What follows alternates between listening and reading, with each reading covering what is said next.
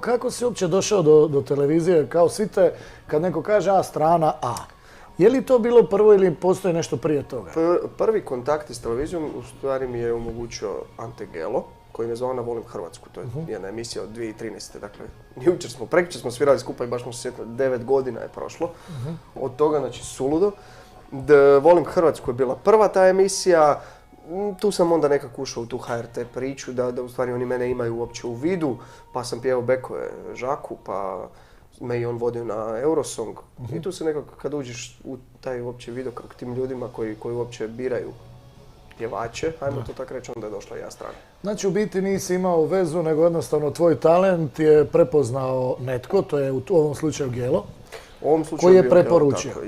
I onda je nekakav tvoj dobar nastup omogućio tebi da još radiš. Pa da, u stvari neka ta, ajmo reći, spontanost kroz sve mi je, ja mislim, omogućila. Mislim da je to i normalna priča. Kako bi rekao, nema preskakanja stepenica. Tako bi, ja mislim, trebalo biti, samo što kužim da ljudi odustanu i postanu ogorčeni jer im se ne dogodi odmah, samo treba možda biti strpljiv. U stvari, neki dan sam baš isto pričao da cijeli život ti stalno moraš jest neka govna, nažalost, ali super je ako usput i voliš ta govna, onda je to nekak ti je lakše. Misliš da neko voli jest govna? Pa metaforično.